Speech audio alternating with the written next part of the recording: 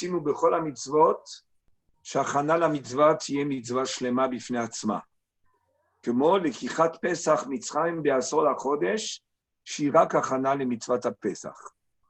Le Shem Shmuel s'interroge sur un point intéressant, c'est qu'on n'a pas rencontré dans la Torah qu'une préparation à la mitzvah, elle est elle-même une mitzvah. Allô? Allô?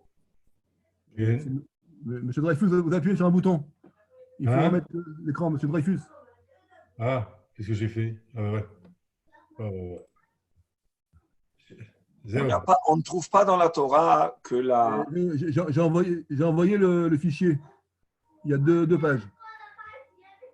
Alors, il doit apparaître sur l'écran? Non, chacun doit l'ouvrir. Chacun doit l'ouvrir de son côté. D'accord. Bon. Il y a deux pages. Vous avez reçu le fichier? Tu m'as envoyé par mail? Non, par chat, groupe chat. De côté, tu presses sur le bouton groupe chat, tu as le PDF. Super.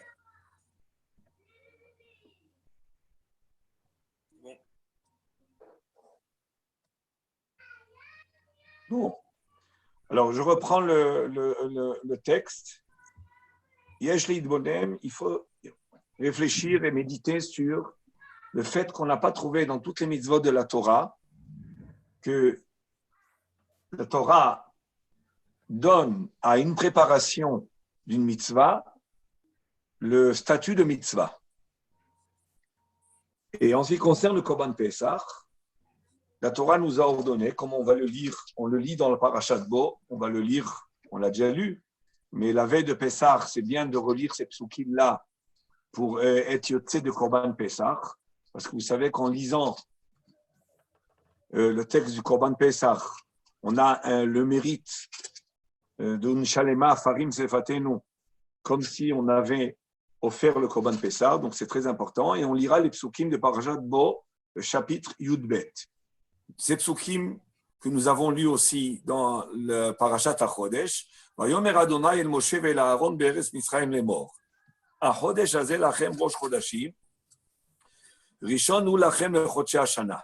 Daberu el kol adat Yisrael lemor, be'asor lachodesh hazeh, ve'ikhu lahem ish se levet avot, se labayit.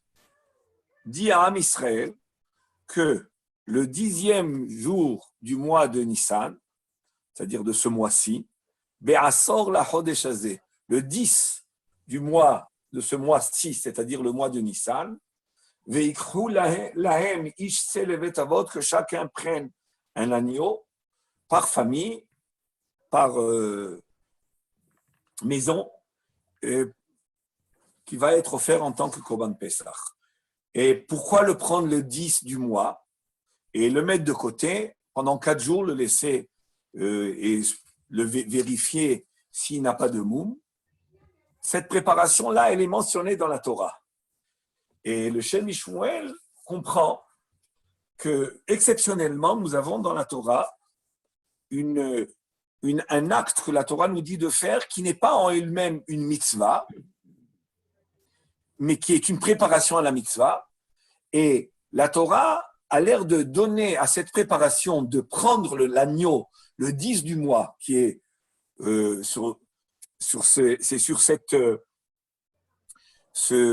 Assyrie, le Chodesh Nissan que nous faisons Shabbat Agadol. Cette année, Bémet, le Shabbat est Assyrie, c'est pas chaque année, mais cette année où le Pessah va être un jeudi, comme à la sortie d'Égypte. Donc le Shabbat Agadol, il est Assyrie le Chodesh Nissan. Et Assyrie le Chodesh Nissan, ils avaient la mitzvah de prendre les commentaires, surtout ceux qui vont dans l'esprit de la Chassidoute, voient une analogie entre Rosh Chodesh Nissan et Rosh Hashanah. Yom Kippourim est parallèle à Assyrie le Chodesh Nissan, qui est le jour où on devait acheter, on devait réserver, on devait apporter, c'est-à-dire apporter chez soi à la maison l'agneau. Il est parallèle à Yom Kippourim. Ces 2 jours-là ont une analogies sont similaires. Et cette similitude-là nous fait comprendre qu'il y a une relation entre l'acte de prendre le Korban Pessah, de le préparer, de l'acheter, et Yom Kippourim, mais on en parlera par la suite. Et évidemment, Yom Chag HaSukkot est parallèle à Tedvav Benissan, qui est Yom Tov Shel Pesach. Mais ce qui est intéressant aux yeux du Shem Ishmuel, c'est de voir que la Torah a fait la prise de l'agneau, le 10 Nissan, comme une mitzvah. Veikru. On a un ordre ici. On a un ordre de prendre Veikru li, comme je viens de lire. Le mot Veikru lahem, c'est le betavot, c'est la baïd. Veikru lahem. En général, tous les korbanot qu'on offre, chacun peut l'acheter quand il veut, le préparer quand il veut. Il n'y a aucune ora'a en ce qui concerne le jour de l'achat. Et même toutes les autres fêtes, on n'a pas. En ce qui concerne Korban Pesach, on a dans la Torah une ora'a, une instruction de l'acheter, de le prendre le 10 Nissan. Et le Shem Ishmuel dit, a priori, on a quelque chose d'exceptionnel ici, c'est que la préparation à la mitzvah, parce que la mitzvah elle-même, c'est le Korban Pesach, la préparation de la mitzvah, elle a un statut de mitzvah. À quoi il veut en venir? On continue. Malgré que ce n'est pas la mitzvah, il y a un ordre particulier de prendre le 10 Nissan.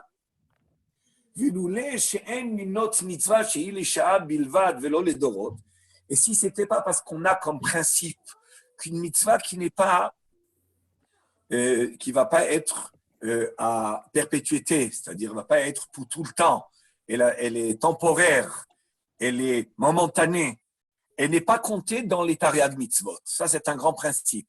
Les Tariag mitzvot ne comprennent que les mitzvot qui sont les dorot, pour toutes les générations, pour toute l'histoire. Mais les mitzvot qui ont été donnés que pour un moment bien précis, comme à la sortie d'Égypte, par exemple, mettre le sang sur les mezuzot, à la mashkov, c'est-à-dire mettre sur les linteaux le sang, ça c'est une mitzvah qui était simplement à la sortie d'Égypte, donc elle n'est pas comptée dans les Tarag mitzvot. Toutes les mitzvot qui ne sont pas pour toutes les générations ne sont pas comptées dans les Tarag mitzvot. On dit le Shem Ishmuel, c'est pour cela que la mitzvah de prendre le Korban Pesach le 10 Nissan n'est pas comptée dans les Tarag mitzvot. Mais la raison est parce qu'elle n'est pas pour toutes les générations. Mais elle a en réalité un statut de mitzvah. Elle n'est pas comptée parce qu'elle n'est pas pour toutes les générations. C'est ce qu'il dit. Si ce n'était pas parce qu'on a comme principe qu'on ne compte pas dans les Tarag mitzvot une mitzvah qui est simplement momentanée, c'est certain qu'on aurait compté. On aurait compté, c'est-à-dire qu'elle est suffisamment importante pour être comptée, c'est ce qui veut dire le Shem Ishmuel. Et la seule raison, c'est une raison de principe du Minyan HaMitzvot, qui est qu'on ne compte pas une mitzvah qui est que les sha'a et simplement une mitzvah les dorot. Mais en réalité, nous dit le Shemuel, il faut savoir qu'il y a un dérivé de cette mitzvah-là qui est que les korbanot qu'ils apportaient au Beth Amikdash, ils devaient pendant 4 jours être vérifiés avant d'être offerts en korban pour s'assurer qu'il n'y ait pas de moum, qu'il n'y ait pas de défaut dans le korban. Donc, de cette mitzvah-là de Asiri, la Chodesh Nissan, on a appris le Inyan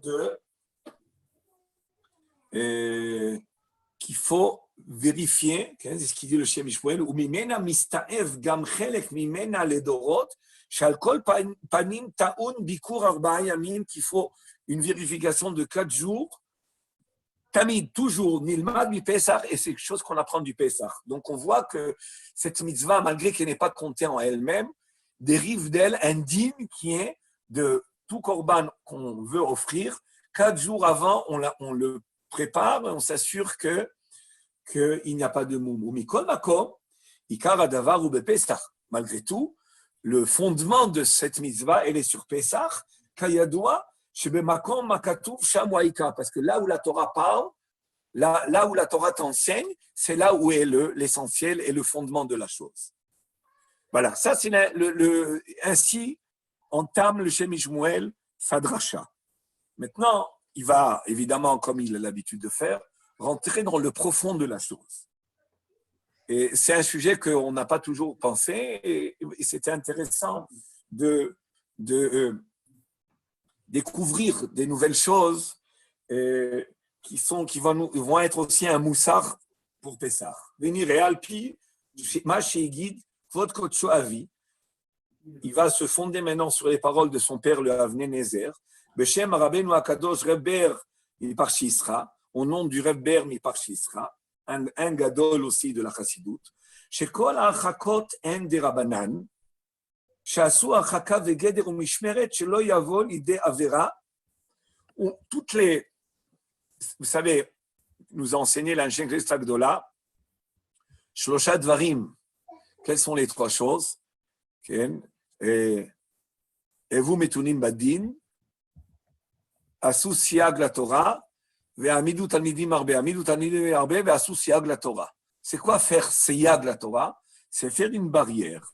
Les chachamim ont le devoir de faire un siag, une mishmeret, de protection des mitzvot de la Torah.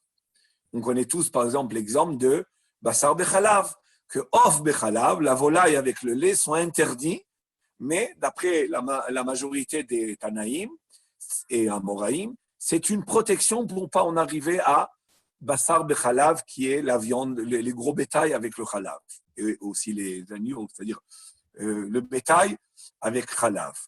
Et dans Shabbat, c'est plein, on n'a pas le droit de monter sur un arbre, de craindre qu'on va cueillir un fruit. Énormément de siyagim les chachamim ont fait pour protéger le din de la Torah. Tout ça, ce sont des enclos, des barrières autour de la mitzvah de la Torah pour ne pas en arriver, chas v'shalom, à l'interdiction elle-même. Et ça, c'est dans la généralité. Toutes les mitzvot de la Torah, le guéder, le siag, c'est des rabbanan. Ça veut dire quoi? C'est des rabbanan. Ça veut dire que la Torah ne nous a pas elle-même fait un gader, mais où est-ce qu'on a trouvé dans la Torah que le gader, que la barrière elle-même est une mitzvah. Elle fait partie de la Torah. Bon, j'ai un autre exemple, mais je vois que le Rabbi Miparshisra a choisi cet exemple, donc je ne vais pas m'écarter. Et il dit Zulat be'averat ha-sheker. Il y a une mitzvah où on voit que même la protection, même la barrière qui vient te protéger de la avera, la barrière elle-même, elle est considérée comme avera. Ce n'est pas simplement la avera et il y a une barrière qui va m'éloigner de la avera. La barrière elle-même, elle est ordonnée par la Torah. Dans l'interdiction de mentir, dans l'interdiction de tromper, dans l'interdiction du mensonge, Zula ba'averat ha-sheker shegam ha'achaka ideoraita, comme il est écrit dans Parashat Mishpatim, midevar sheker tirhak. La Torah nous a pas dit al teshakru seulement. Lo teshakru, c'est écrit, mais il n'y a pas seulement écrit lo teshaker. Et là, midevar sheker tirhak, éloigne-toi du sheker. Donc on voit que la Torah, elle a ordonné, et c'est un lave qui est compté dans les Tarag Mitzvot, midevar sheker tirhak. Ce lave-là, il n'est pas le fait de mentir en lui-même, c'est aussi tout ce qui t'approche au mensonge, c'est une interdiction de la Torah. Donc c'est ce qu'il voulait dire le Rabbi Miparshisra. C'est que dans toutes les Averot, la barrière, c'est une institution des Chachamim. La Torah a ordonné aux Chachamim de faire un siag, Et nous, on a l'ordre d'écouter les paroles de Rachamim quand ils font des siagim, quand ils font des barrières. Mais la barrière elle-même, elle n'est pas une interdiction de la Torah, elle n'est pas une mitzvah de la Torah en elle-même. C'est simplement une barrière pour ne pas arriver à l'interdiction. Mais dans le sheker, la Torah t'a dit éloigne-toi du sheker, ça veut dire que la Torah, elle t'a ordonné l'éloignement en lui-même du sheker. L'éloignement du sheker en lui-même, il est interdit, pas seulement le sheker. Alors, avec cette deuxième petite introduction, nous dit le Shem Ishmuel, Vihine, Avodah Zara Ishoresh HaSheker. La Avodah Zara, c'est la racine du mensonge dans le monde. Parce que quand on parle de mensonge, il faut savoir élargir l'esprit et comprendre que le mensonge, c'est tout ce qui est déviation de la ligne de la vérité. Il y a une seule vérité dans le monde, absolue, c'est Akadosh Baruch Hu. Et tout ce qui n'est pas Akadosh Baruch Hu, évidemment, il n'y a que lui, mais tout ce qui n'est pas volonté d'Akadosh Baruch Hu, dans le bien ou dans le mal, c'est-à-dire le manque de faire, quand on manque dans le bien ou quand on fait le mal, chas v'shalom, eh bien, c'est pas simplement on n'est pas bien, on n'est pas sérieux, on est coupable, on faute, c'est le péché. C'est du mensonge. C'est ça la vraie définition. Pourquoi ? Parce qu'il n'y a que la volonté. Akadosh Baruch Hu, c'est la vérité absolue, et sa volonté, c'est la vérité absolue. Tout ce qui n'est pas la volonté d'Akadosh Baruch Hu, eh bien, c'est pas vérité. Et donc, c'est mensonge. C'est-à-dire que quand quelqu'un il fait une avéra, peu importe laquelle, c'est pas simplement il fait une avéra. En réalité, c'est un mensonge par rapport à la vérité absolue. C'est-à-dire que si la volonté de Akadosh, c'est un comportement bien déterminé, si on ne se comporte pas selon la volonté d'Hachem, on dévie de sa volonté, on dévie du Hémet. Et toute déviation du Hémet, on rentre dans le domaine du Sheker. C'est très fort et c'est écrit dans les livres, mais on n'est pas toujours conscient de ça parce que la société humaine et l'histoire humaine a fait que, surtout les 200 dernières années, qu'il y a une Afrada Bendat les Médina, ça veut dire qu'on a éloigné, on a séparé la justice de la religion, ce qu'on appelle. Cette séparation-là, elle donne une impression que la religion, ça fait partie de la foi. Et la justice, c'est la vérité. Et malheureusement, c'est quelque chose qui nous a pénétré ces 200 dernières années. Je dis ces 200 dernières années parce que ça s'est répandu. Les racines de cela, ça existait déjà depuis bien longtemps. Mais ça s'est répandu en tant qu'idéologie, en tant que conception qui a pénétré les cœurs, même de bons juifs. C'est-à-dire que nous avons la justice. La justice s'occupe de la vérité, de mettre les choses dans la rigueur de la vérité. Et la foi, et la religion, ça fait partie de la foi. Mais fauter, le péché, une faute, je dis, d'ordre religieux, ce qu'on peut appeler entre guillemets, c'est une faute, mais il y a peut-être un cheshbon, un compte avec Akadosh Baruch Hu là-dessus, mais c'est pas vu et c'est pas ressenti comme un mensonge. Et ça, c'est une grande erreur de base de conception de la Torah. Vihine, je reprends Avodah Zara. Maintenant, il va dire, si on a dit que la notion de mensonge, c'est toute déviation de la volonté divine, à plus forte raison, la Avodah Zara, qui est associée à une autre force, une force suprême, une force indépendante, à part Akadosh Baruch Hu. Ça, c'est le plus grand sheker qu'il peut avoir, puisque par définition, l'existence divine, la providence divine, la puissance divine, la direction d'Akadosh Baruch Hu dans le monde, le gouvernement d'Akadosh Baruch Hu dans le monde qui est absolu, il n'y a pas une autre force. Et arriver à croire qu'il y aurait une autre force à part Akadosh Baruch Hu, c'est le plus grand sheker qui va. C'est un homme, c'est pas, on peut dire, oh, il y a des religieux, il y a des gens, il y en a qui ont la foi, et il y en a qui sont athées. Ben, il y a deux groupes. Non, c'est pas ça. C'est pas ça. C'est, si tu crois, tu es branché avec la vérité, et si quelqu'un il est athée, ou si quelqu'un il croit à une autre force, et même s'il croit à la force humaine, c'est une sorte d'Avodazara. Même s'il croit à la force de l'argent, c'est une sorte d'Avodazara. Tout ça, c'est des forces secondaires qui réduisent, qui diminuent la force suprême d'Akadosh Baruch Hu. Et ça, c'est rentré dans le shaker. Et là, c'est ce qu'il dit, V'yine Avodazara, I shoresh ha-shaker shenimtza ba'olam. Ou mitzvat ha-pesach, et le korban pesach, on y arrive, il faut miser. Le korban pesach, c'est l'inverse de cela.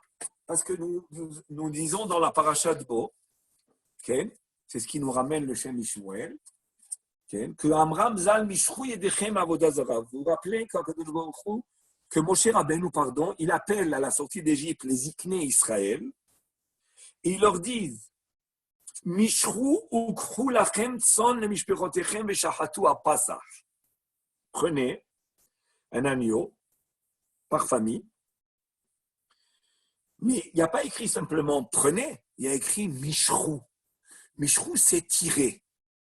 Et ça veut dire quoi tirer? Alors, il y a des interprétations halachiques à ce Mishrou-là, mais il y a une interprétation de Chazal dans les Midrash, que Mishrou ou Krou, on n'a pas besoin de Mishrou, Krou, ça suffit, prenez. D'ailleurs, c'est écrit par ailleurs au début, le passouk précédent que je vous l'ai lu, il y avait écrit que Ukrou.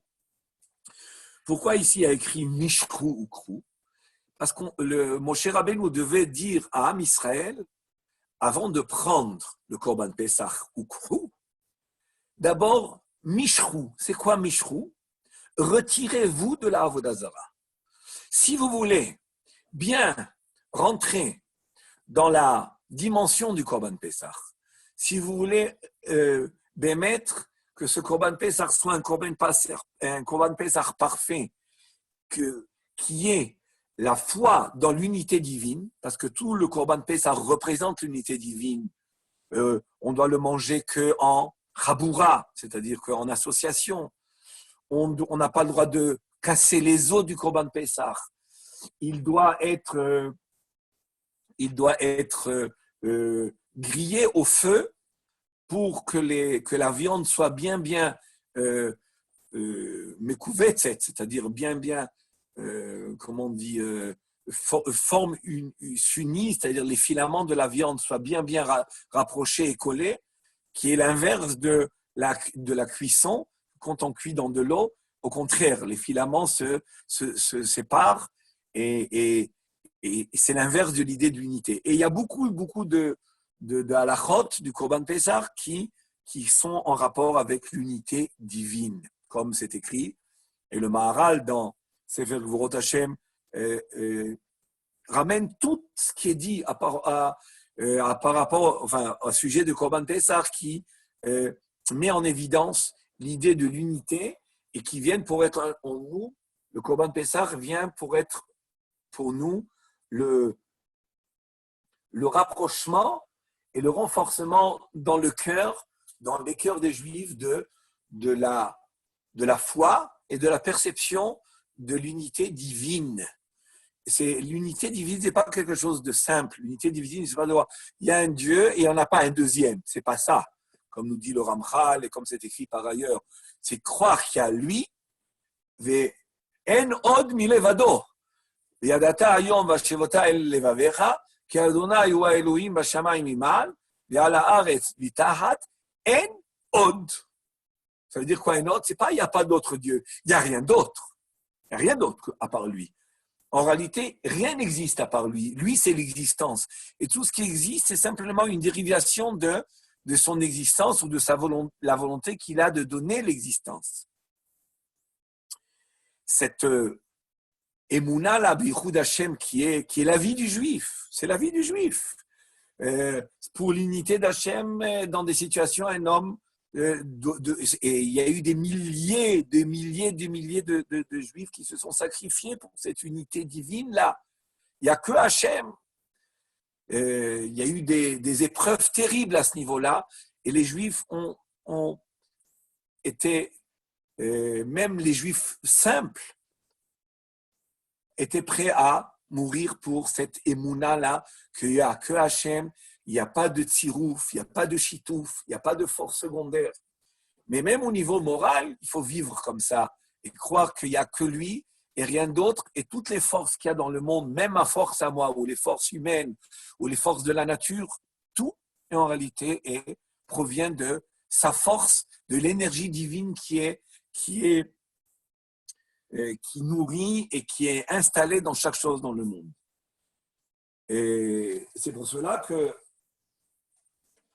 le Shem Shmuel veut nous dire que cette mitzvah-là de prendre le Korban Pesach, le 10 Nissan, qui est Shabbat Hagadol, qui était le Shabbat Hagadol, et cette année, ça sera le Shabbat Hagadol. C'est quoi cette avoda de prendre?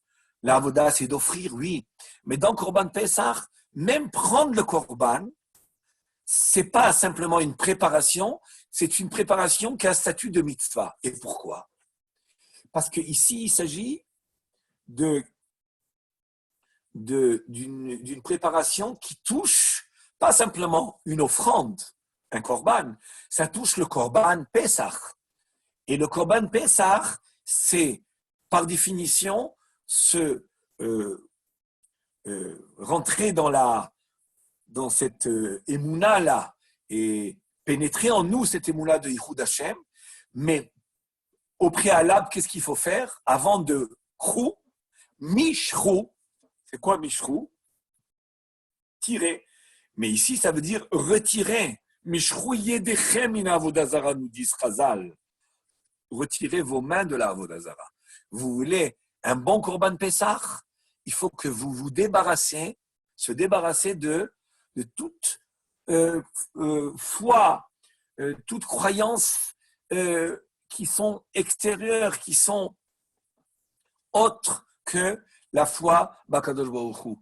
Ou, j'aurais dit autrement, que tout rattacher et relier toute force que nous connaissons dans le monde à Hachem et bien prendre conscience que toutes les forces qui existent dans le monde, j'en suis conscient qu'elles sont là, mais je crois parfaitement, c'est ça ma foi, qu'elles n'ont rien d'indépendant, elles sont entièrement dépendantes de la divinité, de l'énergie divine.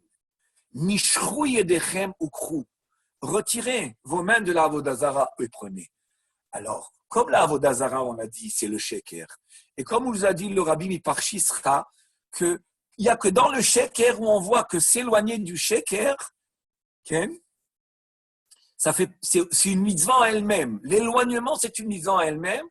Ainsi, ici, la mitzvah de prendre le Korban Pesach, qui en réalité nous invite à nous éloigner de la avodazara, qui est la racine du sheker, puisque c'est la avodazara, c'est donner une considération à autre chose qu'Akadosh Baruch Hu, alors que la vérité absolue, c'est que lui et que sa force est lui.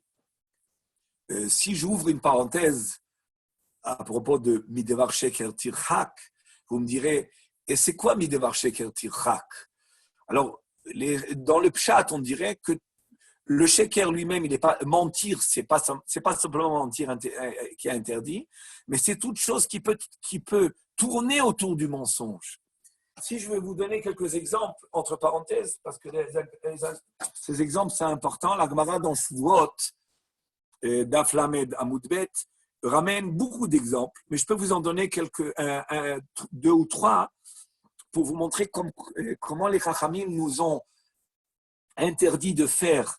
Ce n'est pas les Chachamim qui nous ont interdit. Les Chachamim nous ont expliqué que dans cet acte-là, ou dans ce comportement-là, nous avons une interdiction de la Torah, malgré que ce n'est pas un sheker flagrant, ce n'est pas un mensonge flagrant en lui-même.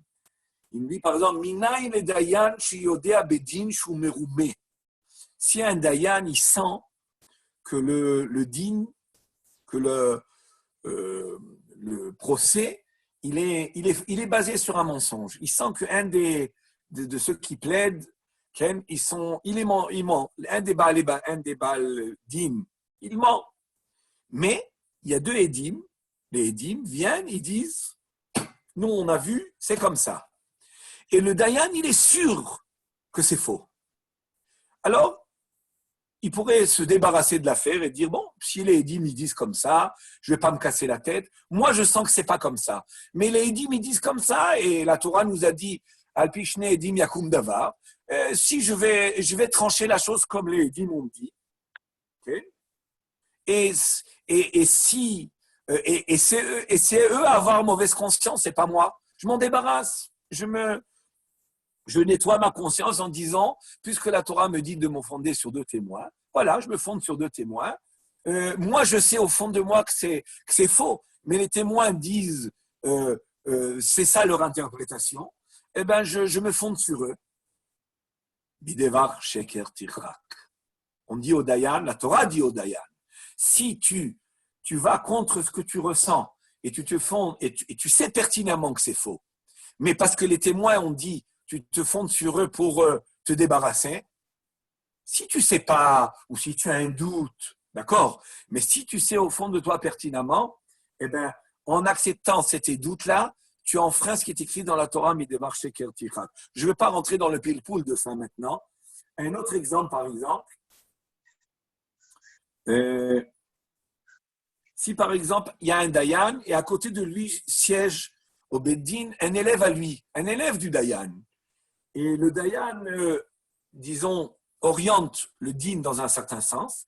Et l'élève, lui, il sent qu'on pourrait trouver un srout pour un des deux Baalei Dinim, okay? Mais il ne veut pas le dire. Parce que, bon, il dit, mon maître, il voit comme ça. S'il se tait l'élève et il ne fait pas la remarque qu'il y a lieu de penser autrement, l'élève va enfreindre ce qui est écrit dans la Torah, Midevar Sheker Tichak. Un autre exemple.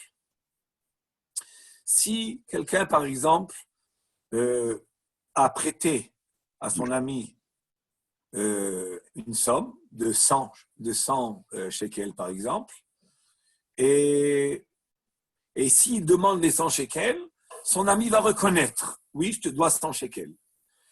Et il lui rendra. Mais celui qui a prêté, il se dit, je vais demander, ma demande, comment on dit en français, la tvia, comment on dit la tvia, je vais demander 200 shekels. La requête. Hein? La requête. Oui, la requête. Je vais demander 200 shekels et pour que lui, il va me dire, mais non, c'est 100 shekels. Et moi, je le sais d'avance, c'est un coup monté. Je demande 200, je demande le double. Et lui, il va me dire, mais non, mais je te dois que 100. Il va être un cas de modé bemiktsat. Et le modé bemiktsat, il est chayav shavua. Il va devoir, donc, pour s'acquitter, devoir faire un serment, une shavua. Et en faisant cette shavua, j'ai le droit de demander d'autres choses que je n'avais pas réussi à retirer de lui, que je ne pouvais pas obtenir. Mais en lui faisant la shvoua, il y a un digne de Gilgoul. Je ne sais pas si vous avez entendu dans la Gemara. Un Gilgoul, c'est-à-dire que quand j'ai entraîné quelqu'un à être chayav un serment, je peux lui demander d'inclure dans ce serment d'autres choses que je considère qu'il me doit, que je ne pouvais pas l'obliger à faire un serment là-dessus. Ce qu'on appelle Gilgoul chez vous. Alors tout ça, c'est un petit coup monté qu'il fait pour arriver à obtenir autre chose. Midevar sheker tichak. Et c'est une avéra de se comporter comme ça de la Torah. Malgré que je n'ai pas menti, qu'est-ce que j'ai fait? J'ai plaidé le double. Et bon, je ne vais pas rentrer dans le pile-poule de tout ça. C'était simplement pour vous en donner des exemples. Il y en a plein dans la Gemara de Masechet Shavuot. Il y en a le double de ce que je vous ai dit, même plus. Par exemple, un petit exemple encore pour bien illustrer. Si par exemple, je reçois 2 Baalei Dinim au tribunal, un, il vient en costume, cravate, bien pincé, bien étriqué, etc., etc. L'autre, il vient avec, comme ce qu'on appelle en Israël, Schlumper. Schlumper, c'est un débraillé, non? On dit comme ça en français? Débrayé. Il vient débrayer. Et les deux, ils arrivent. Je n'ai pas le droit de les accepter avec cette différence quand il vient au Bédin, l'un bien habillé et l'autre mal habillé. Je n'ai pas le droit. Je dois les mettre à égalité. Et si le Dayan les reçoit comme ça, et il crée dans un climat de différence qui pourrait entraîner un jugement faussé, eh bien, le Dayan, dans ce cas-là, il enfreint ce qui est écrit dans la Torah, Midevar Sheker Tichak, parce que tu entraînes indirectement de fausser ce digne-là. Vous voyez comment c'est beau? C'est-à-dire que le Midevar Sheker Tichak, c'est une avéran en lui-même. Je reviens, je referme la parenthèse.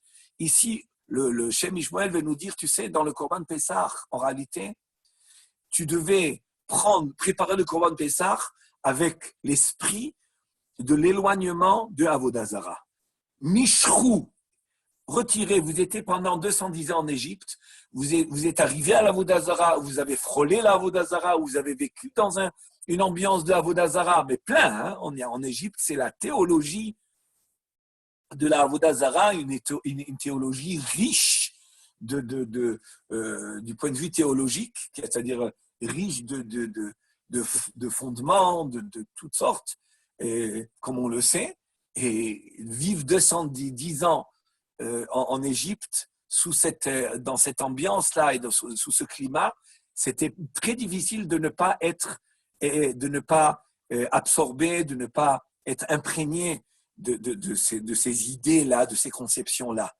Alors, quand arrive le moment de sortir d'Égypte, Mishrou, retirez vos mains de la Avodah Zarah. Éloignez-vous de l'Avodah Zarah pour pouvoir, Bémet, vous attacher au Korban Pessah. Faire le Korban Pessah dans la shlemut, dans la perfection du Korban Pessah, qui est rentré dans quelque chose que vous avez oublié, qui était la Emouna des Avot, que vous avez oublié ou qu'elle s'est un petit peu embrouillée chez vous, la Emouna Beichud Hashem, de l'unité divine absolue.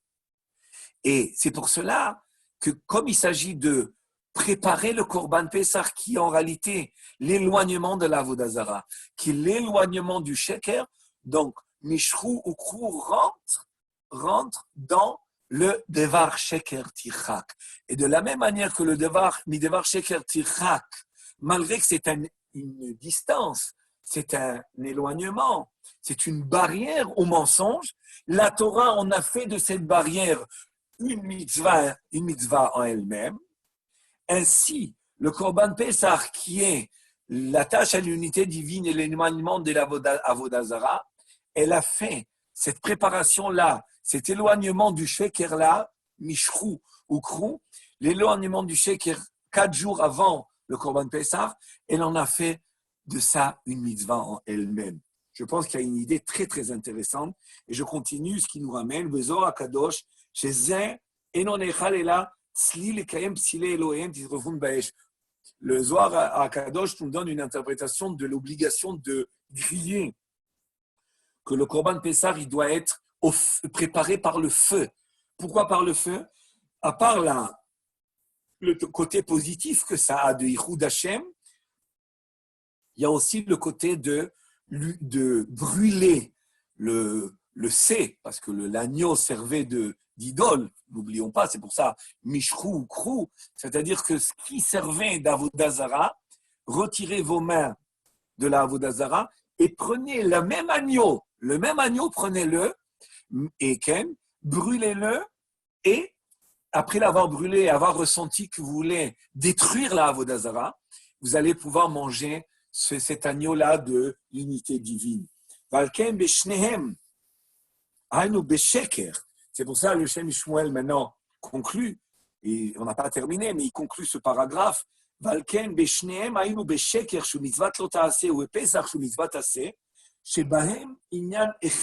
deux, il y a le même sujet, d'éloigner la Avodah Zarah du monde.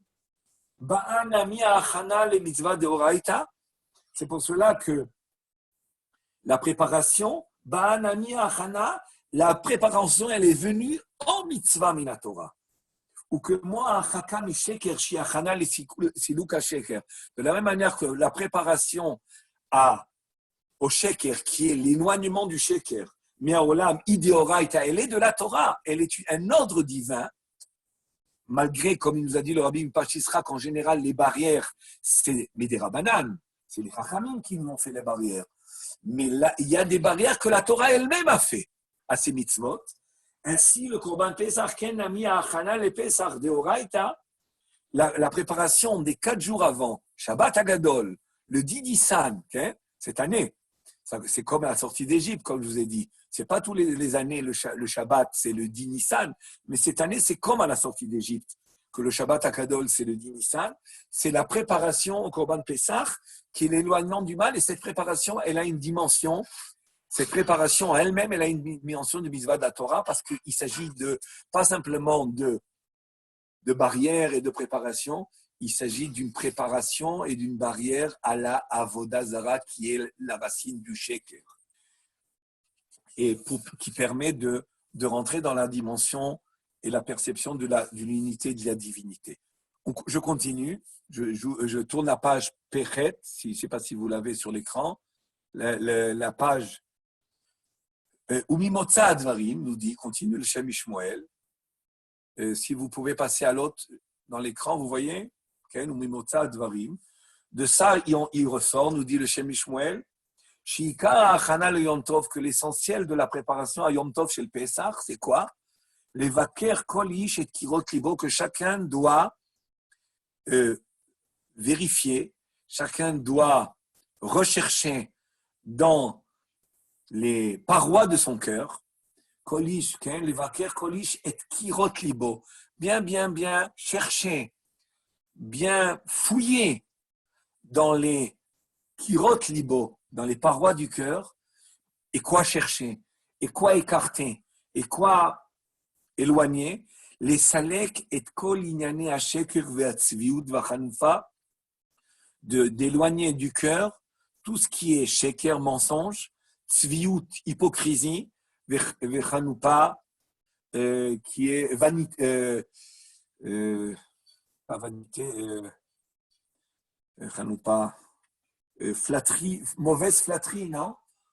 Flatter, il y a les flatteries positives des fois, je ne sais pas si ça existe en français, des fois quand on fait un shevar à quelqu'un, quand on fait une appréciation, une admiration, mais quand c'est faux, c'est ce qu'on appelle chanoupa, c'est-à-dire dire à quelqu'un le flatter alors que c'est faux, ça c'est ce qu'on appelle chanoupa.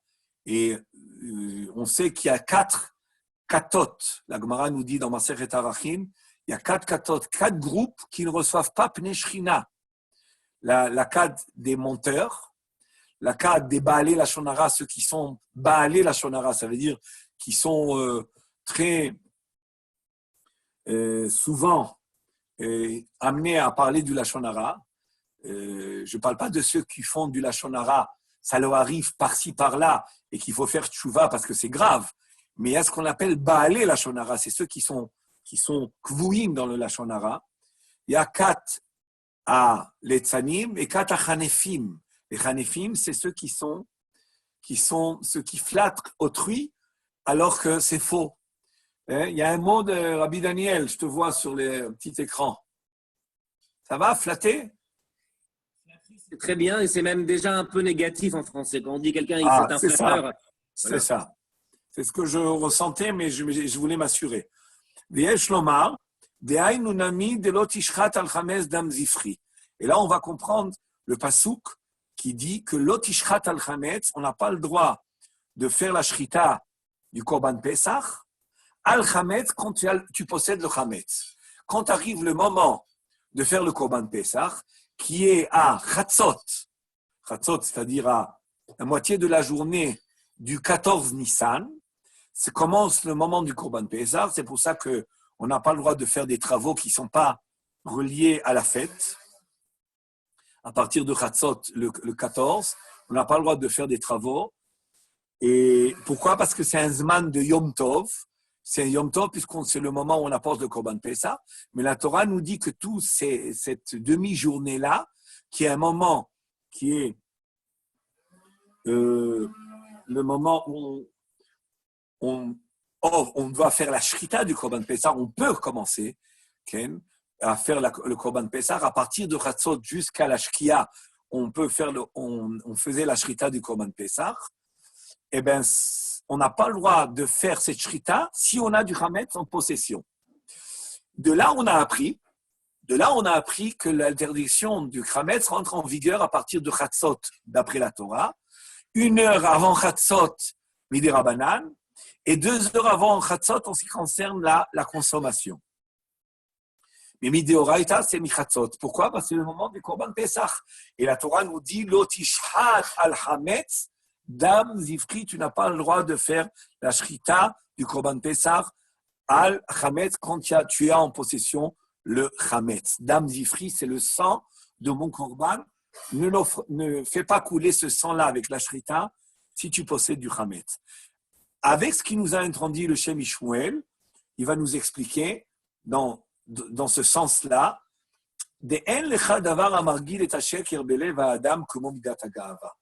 comme on a parlé hier soir dans l'introduction du shiur ou des questions-réponses de Halacha, on a introduit que l'idée centrale, enfin on a mentionné cela dans le cours, que l'idée du Hametz, c'est l'idée d'orgueil, de Yetzer Hara et d'orgueil. Ça monte, la pâte qui monte, la fermentation, et l'idée d'orgueil, qui est de Gahava, elle est reliée au Korban Pesach. Pourquoi? Avec ce qu'il nous a introduit, il nous dit la Gahava, c'est l'orgueil. Maintenant, l'orgueil, en réalité, fausse, rend la personne, comme on l'a dit hier soir, en état où il n'est pas lui-même. Moi, j'ai mon fond, j'ai ma conscience profonde, j'ai ma neshama, j'ai les tendances de ma neshama. Et l'orgueil qui est situé dans la nefesh habehemite, et elle, en réalité, c'est une couche sur moi. C'est pas mon fond, c'est pas ma conscience juive dans mon fond. C'est quelque chose qui est une couche supplémentaire. C'est une sorte de fermentation. C'est quoi la fermentation, nous dit le Maharal? C'est donner à la farine et l'eau une dimension qui n'est pas ce qu'elle est. La matzah, c'est être ce que je suis. Et le Hametz, c'est ne pas être ce que je suis, c'est gonfler. C'est ne pas ce que je suis. C'est ce que fait le Yetzer Hara, ce que fait la Gahava. Et la matzah renforce en nous le pouvoir, ça a une influence en nous quand on est bien disposé à cela, à ce que on devenir soi-même, c'est-à-dire devenir l'étincelle juive, agir selon l'étincelle juive. Et il faut la nourrir, cette étincelle juive, avec l'étude de la Torah, avec l'accomplissement des mitzvot. Et si, nous dit le Shem Ishmuel, ça c'est une très jolie affirmation qu'on pourrait approfondir beaucoup, c'est que quand un homme il a de l'orgueil, tout est faussé. C'est-à-dire qu'il n'est plus dans la ligne droite, parce que l'orgueil fait qu'il va toujours dévier de ce qu'il faut penser, de ce qu'il faut dire, de ce qu'il faut faire. Et à ce moment-là, il est dans le mensonge. Alors c'est ce qu'il nous dit, il n'y a pas une chose qui peut entraîner le sheker, Adam, comme l'orgueil qui se trouve dans le cœur. Quand un homme il a l'orgueil, alors il ne peut plus être, comme nous dit le pasouk dans Kohelet. Il y a un pasouk dans Kohelet qui dit, il a créé l'homme, Elokim baraita Adam yashar. Il a créé l'homme droit. Et l'homme, Bikshu Cheshbonot Rabim, ils ont cherché toutes sortes de comptes, toutes sortes de déviations de ce qu'ils sont dans le fond. C'est-à-dire qu'en réalité, l'homme, Adam Arishon, et par la suite Israël, le fin fond, il est droit. Il est droit. On est appelé Israël. Israël, c'est Yachar, El, ou Yeshurun. Il est droit dans le fin fond, il est droit. Mais la Nefesh HaBehemite, l'orgueil, les passions, mais essentiellement l'orgueil, elle boycotte, elle embrouille, elle détériore, elle transforme, elle fait perdre en réalité ce repère de la ligne droite qui est en réalité inné dans le fond de la conscience juive, dans l'âme juive. Et c'est pour cela qu'il faut détruire le Hametz à Pessah. Et tu ne peux pas offrir le Korban Pessah si tu as du Hametz, parce que le Korban Pessah, c'est, par définition, retirer les mains de la Avodah Zara, s'éloigner du sheker. Tu veux t'éloigner du sheker, mais si tu as du Hametz, c'est-à-dire de l'orgueil dans ta possession, tu ne pourras pas t'éloigner du sheker. אין לך דבר המרגיל את השקר בלב האדם כמו מידת הגאות, והאדם המתגאה קשה מאוד, un homme qui est orgueilleux, קשה מאוד שירגיש נטייה לשקר בליבו. Il dit quelque chose de supplémentaire, il dit que quand un homme il a de l'orgueil, il va perdre la sensibilité de ressentir le mensonge, tout ce qui est faux, tout ce qui est fourberie, tout ce qui est malhonnête, tout ce qui est fraude, il va perdre. Il va perdre la sensibilité à ça. L'orgueil fait que ça y est, et on le voit dans la réalité, les grands orgueils, ça y est, on peut en arriver à mentir en dessus, dessous, à droite et à gauche, partout. Et quand un homme, il reste très humble et modeste, à ce moment-là, l'humilité le rend aussi vrai, le rend un homme qui est droit et juste et yesharim. Okay? On voit beaucoup ce mot yesharim. Il y a les on le voit yesharim dans tous les psukim, beaucoup de psukim du Tanakh. Tfilat yesharim retsono. Quelle est la tfila qui est agréée par Kadosh Baruch Hu? Tfilat yesharim, la tfila des gens qui sont droits. Ve'adam amidgae kashe meod she'argish nitiya le'asheker bilibo. Ve'yadua shechametz romez amidat hagiyut. Et on sait que le chametz fait allusion à l'orgueil, comme Shita basfarim agdoshim, comme c'était écrit dans les livres saints, c'est-à-dire dans tous les livres de Moussar, les livres de Kabbalah, les livres de Chassidut. Valken, le Rabbi Yehuda, en biou chametz et la strefa. C'est pour ça que la vie de Rabbi Yehuda, malgré que Chachamim pense qu'on veut faire le biou chametz, il y a 3 moyens de faire biou chametz, ou strefa, ou mefarer vezoré varouach, ou matilayam, ou je le jette à la mer. Mais Rabbi Yehuda lui dit non, en biou chametz et la serefa. Pourquoi? Parce que le biou chametz, c'est en réalité, quand il est fait avec le feu, on ressent mieux la destruction de l'orgueil. Qui lui a dit au Shem Shmuel qu'il faut le feu pour la destruction de l'orgueil? Alors là, il nous a trouvé un midrash qui est parachat Tzav, parce qu'à présent, on avait l'impression que le Shem Shmuel, il fait cette dracha-là, parce qu'en général, parachat Tzav, elle est à Shabbat Hagadol.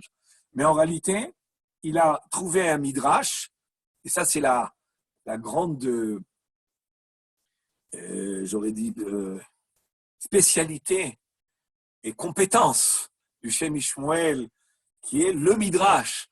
Le midrash, c'est Chazal. Et il y a tellement de midrash, et tellement de secrets, et tellement d'enseignements dans le midrash qu'on y arrive, très souvent, on n'y arrive pas, et on reste avec beaucoup de lacunes. Et beaucoup de gdolim, et le Shem Shmuel, c'est une spécialité chez lui, il ramène un midrash de Parashat Tzav. Qu'est-ce qu'il nous dit la Torah? La Torah nous dit dans le début de la Parasha, okay?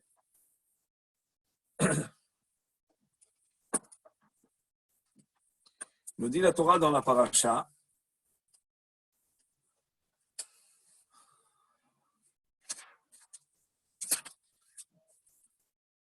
Hiaola, je lis le midrash Rabbah. Okay? Il le cite, mais je le cite un peu plus complet. Amar Rabbi Levi, Nimos vekil vesim. C'est 2 mots grecs qui veut dire que c'est une règle et c'est une loi de la nature pratiquement, Enfin, quand je dis de la nature, c'est-à-dire une loi de la nature divine, qui est,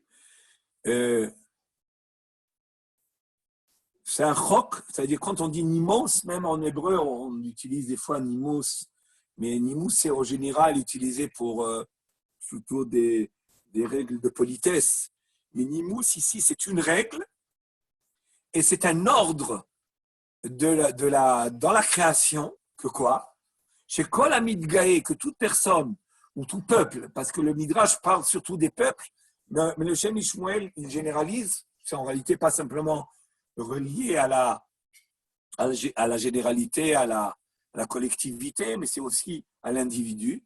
Amar Rabbi Lévi, je reprends les mots. Nimos vekil vesim, c'est une règle, c'est une loi qui fait partie de la nature qu'Akjouchou a créée.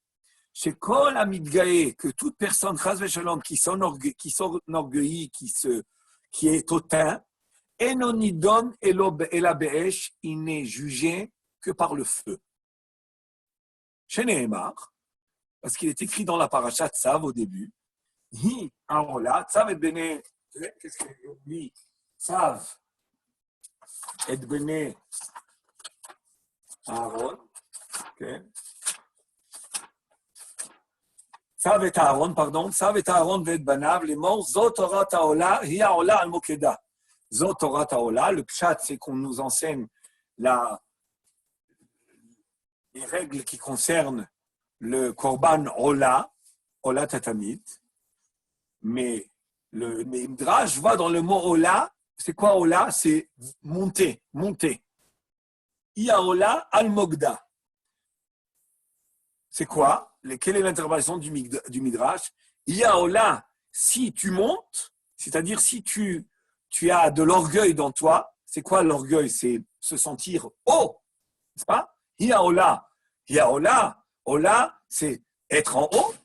Al-Mogda, si tu es en haut, Al-Mogda, Chas v'Shalom, qu'est-ce qu'il dit le Midrash?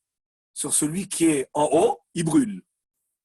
De là apprend le Midrash, ou voit dans le Pasuk, Yaola Al-Mokeda, Shekol Hamidgae, Enonidon et la Baesh, que toute personne qui s'enorgueillit, il est jugé par le feu. Moked, c'est quoi Moked? C'est le Moked. Comment on dit le Moked? En français, j'ai oublié le nom. Moquette, c'est là où on fait le feu qui est. Le foyer. Hein? Un foyer, non? Un foyer. Non, il y a un mot. Là où quand on devait juger quelqu'un et l'envoyer au feu, comment on dit le feu qui brûle? Le bûcher. Le bûcher, voilà, le bûcher. Le bûcher qui est formé de bûches. Alors, Iaola al-Mokeda, c'est le pshat, c'est Iaola, c'est Korban Ola, al-Mogda sur le bûcher du Mizbeach, de l'autel.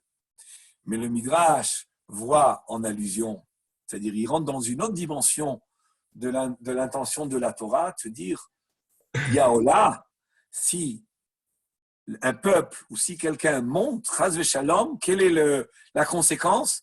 Al-Mokeda, il est sur le bûcher, Chas v'Shalom, il est jugé par le feu. Et alors le Midrash va ramener des exemples. L'exemple du Doramaboul, où malgré que c'était l'eau, mais c'était l'eau brûlante. L'exemple de Sdom, où malgré que c'était a priori le soufre, le sel, mais en réalité, c'est écrit, c'était le feu. C'était le feu. Paro, avec la grêle, c'était le feu. Ainsi, Sisra, Nebuchadnezzar, d'autres exemples qui sont donnés, Sancheriv, tout cela, ils ont été, parce qu'ils ont eu de l'orgueil, le Midrash nous le dit, c'est mêlé dans leur punition. Des fois, ce n'était pas que le feu, mais il y a toujours eu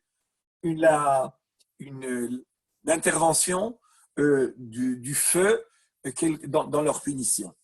Alors, c'est pour cela que nous dit que quand on doit éliminer les vatel et tachametz, d'après Rabbi Yehuda, c'est mieux que ça soit fait par le feu. Pourquoi? Parce que comme le Hametz, c'est l'orgueil, et pourquoi il faut que ça soit détruit parce qu'il va détruire l'orgueil. Et d'après le Midrash, Yaola al-Mogda, par quoi est détruit l'orgueil? Par le feu. Vous savez que Rabbi Chaim Vital dans Sha'arei Kedusha le ramène, que chaque mida correspond à une base de la nature. Nous avons 4 bases, nous les connaissons, le feu, l'eau, l'air et la poussière ou l'inerte. Par exemple, la poussière correspond au niveau des midotes. La poussière, elle est lourde. Elle correspond au niveau des midotes à la paresse ou à la tristesse. Quelqu'un qui est triste ou quelqu'un qui est paresseux, ça veut dire que chez lui, la base, la mida du afar, elle est dominante. Et nous dit Rabbi Chaim Vital que celui qui a de l'orgueil, qu'est-ce qui fonctionne? Quelle est la base, j'aurais dit, qui est la plus dominante chez lui? C'est le feu. Ça, c'est écrit dans Rabbi Chaim Vital, c'est ramené dans le Baal HaTanya, c'est ramené par tous les livres, c'est peut-être dit dans le Zohar. Le feu, pourquoi? Parce que le feu monte. Le feu, il a tendance à monter. Et c'est pour cela que, alors que la poussière, par exemple, c'est lourd, comme un paresseux, ou même quand quelqu'un est triste, ça veut dire qu'il est lourd, il est enfermé en lui-même. Alors, c'est pour cela que comme on doit arriver à rentrer dans la dimension de la destruction de Avodah Zarah, et l'Avodah Zarah, c'est le sheker. Mais pour pouvoir détruire le sheker, on a besoin de détruire l'orgueil, parce que si un homme il est orgueilleux, il perd la sensibilité du sheker. Donc il faut détruire l'orgueil. Et comment il faut détruire l'orgueil? Il faut détruire l'orgueil par le biur hametz, c'est-à-dire le biur hametz par le feu. A priori, le Shem Mishmuel aurait dû continuer et nous dire, d'accord, de la même manière que tu nous as expliqué en haut quel était l'examen de conscience, pas de Aseret Yom Teshuvah, mais il y a aussi l'examen de conscience de Pessah que tu nous as dit de nous éloigner du mensonge. On doit s'éloigner dans l'orgueil. Tu nous as dit, il faut s'éloigner de l'orgueil avec le feu. Ça veut dire quoi avec le feu? Comment je vais m'éloigner? Le feu, d'accord, dans l'action, je fais l'action de brûler le chametz, donc ça va avoir une influence ça va agir sur mon orgueil, parce que tout ce qui est dimension physique des mitzvot agit sur la dimension spirituelle. Mais est-ce qu'il y a quelque chose de moral à faire au niveau de la destruction de l'orgueil? Il semblerait que toute mida doit être réparée par la mida inverse qui est positive. De la même manière que le feu, c'est l'orgueil, il faut agir par le feu positif. C'est quoi le feu positif? C'est l'enthousiasme.